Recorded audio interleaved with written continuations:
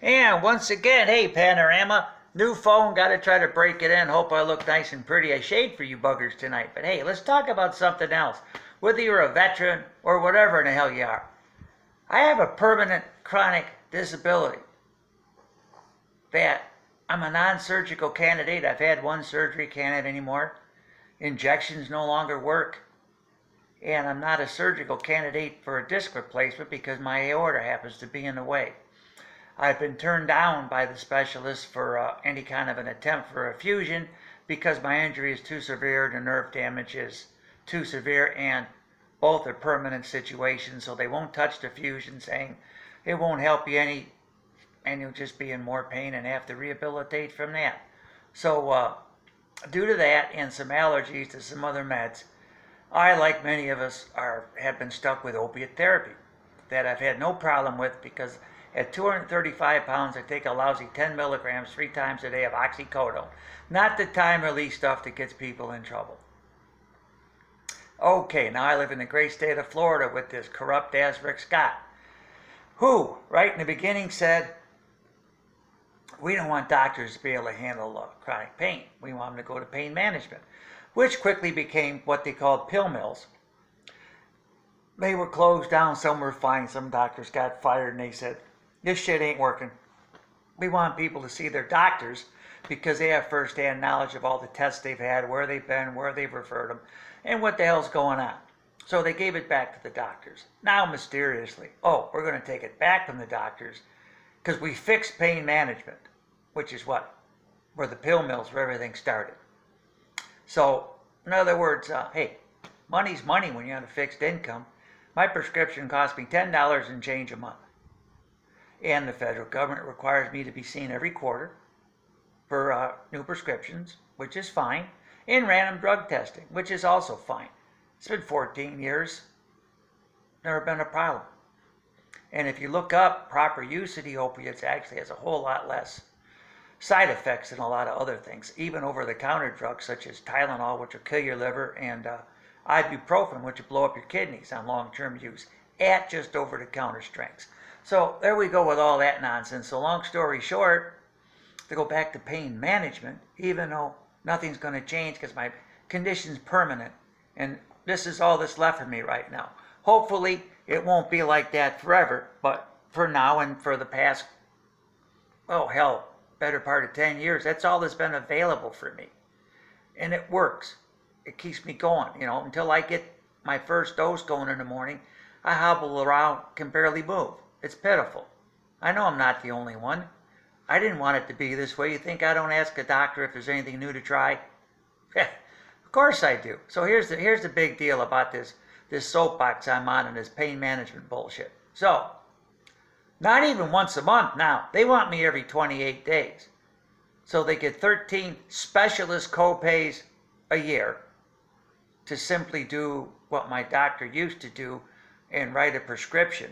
Because for people like me, and there are many of us, and we properly use the drug, it's a maintenance drug.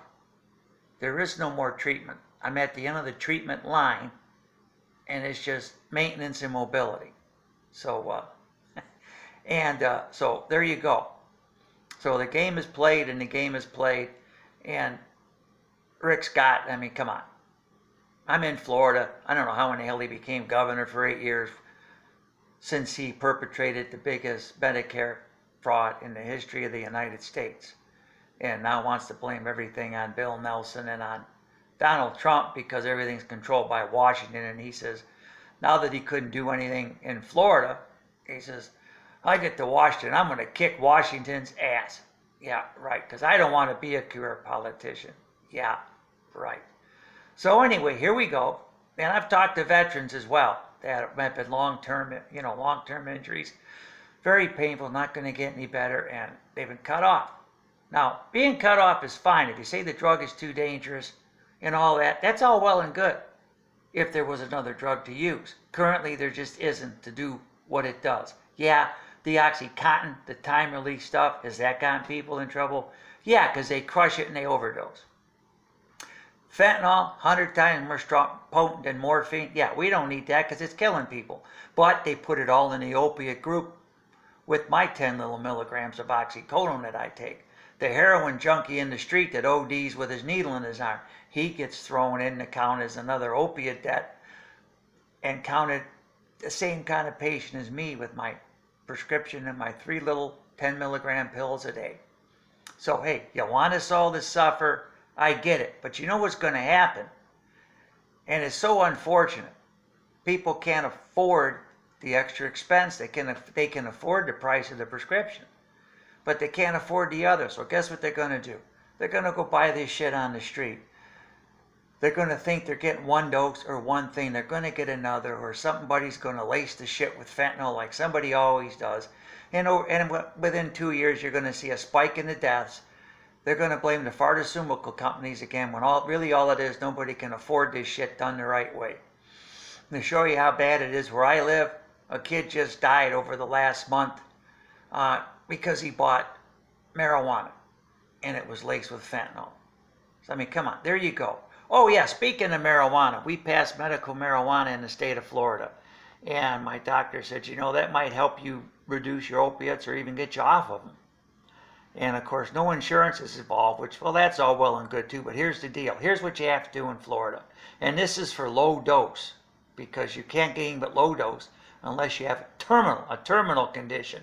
Then I figure, hey, if you're terminal, give a guy whatever the hell he needs to be comfortable. But here's the deal with this low dose shit. Okay, I have to have my doctor say that I need it to try it. Okay, that's fine. I follow that. So then I take that and I go to the marijuana approved doctor who reviews my history, my situation, and the referral from my doctor. Okay, that's fine too. But then I have to go back 2 more times for him to do that 2 more times, which is kind of strange. And then after all that's well and done, then he's going to let me try a 30-day dosage of whatever he determines I could have. Okay, well, your 3 doctor visits are $1.75 a piece, meaning not a buck, but 175 times 3. And then my 30-day trial dose to see if it works out is another $350. Right, why in the hell did they pass this freaking law, right? Who in the hell comes up with this shit? So it's roughly $1,000 to try this nonsense. When the truth of the matter is, CBD oil has been shown pretty effective with pain issues, and it's not even involved with the sativa plant, but the hemp plant. But because it's just a health food store type thing, they really say you need to be doing doses of 300 to 500 milligrams in the shit that they sell you in the health food store over the counter for $100. If you're lucky, you can get something that's a 25 milligram dose, which will not do anybody any good. You can Google it. So it's a shame. So there are some options, but nobody will let you do it because why? There's the money trail. And, you know, as it happens, well, my insurance plan sucks, so I'm firing them. So what the real story is, okay, check it out. I have a $10 prescription, all right? So I'd have to go and pay my primary doctor's copay, $25. Then I have to go to the specialist and give them the specialist copay of $50. That's $75. $10 for the prescription. I have to pay $85 for my $10 prescription, with the idea that pain management is all these miracle people now who do the same thing, because reviewing the chart, they say, hey, Keith, your case, everything's been tried. Currently, there is nothing else but to continue your medication. Okay, therefore, what? We're continuing medication, meaning what? It's maintenance. Therefore, maintenance requires what? Does not require a specialist. Just take this back to your doctor and, you know, we'll give you a call if something else comes up, or we'll see you in 6 months or a year or whatever. Not 13 times a freaking year. You believe it, every 4 weeks. Do the math.